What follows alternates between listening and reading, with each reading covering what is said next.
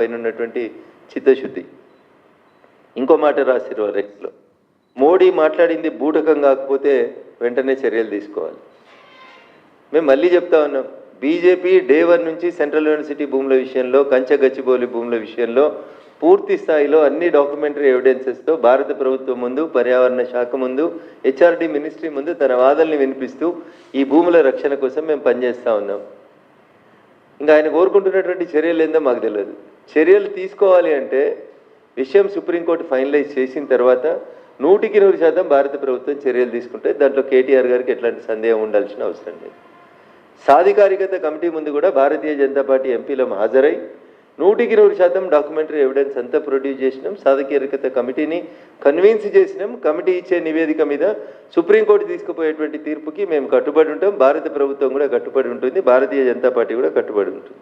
ఇక మరి మోడీ మాట్లాడింది బూటకం కాకపోతే చర్యలు తీసుకోవాలి.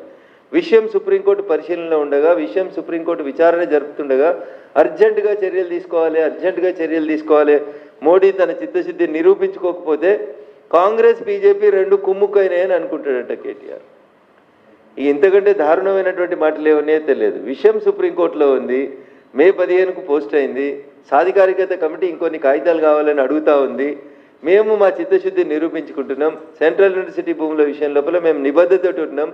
కాంగ్రెస్ రేవంత్ సర్కార్ చేసినటువంటి తప్పుని డే 1 నుంచి మేమే నిలబడ్డాం.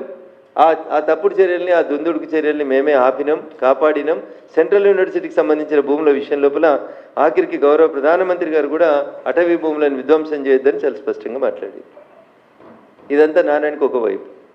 ఇక రెండో వైపు చూస్తున్నా, పొద్దున్నేస్తే రఘునందన్ రావు మమ్మల్ని ఎందుకు తిడుతున్నాడు, రఘునందన్ రావు కాంగ్రెస్ని ఎందుకు రక్షిస్తున్నాడని కేటీఆర్ గారికి రోజు డౌట్ వస్తుంది. తెలంగాణ సమాజం ముందు నేను కొన్ని వివరాలు ఉంచదలుచుకున్నాను. 400 ఎకరాల కోసం మేమందరం ఇంత గొంతు చించుకొని అరుస్తూ ఉన్నాం. మేము దుబ్బాక ఎమ్మెల్యే ఉన్నప్పుడు కూడా గట్టిగానే మాట్లాడినాం. ఏ రోజు కూడా ప్రభుత్వం చేసేటువంటి తప్పులకి మేము జంకలేదు.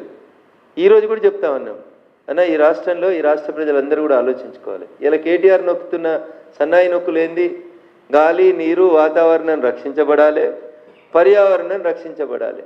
400 ఎకరాల కోసం మాట్లాడుతున్నాం, మీకంటే మేము గట్టిగా మాట్లాడుతున్నాం. కానీ నాదొక ప్రశ్న కేటీఆర్ గారికి, 400 ఎకరాల గురించి ఇంత జ్ఞానోదయం అయింది కదా నీకు, బోధి వృక్షం కింద కూర్చుంటే కేటీఆర్ గారు, మరి జీవో 111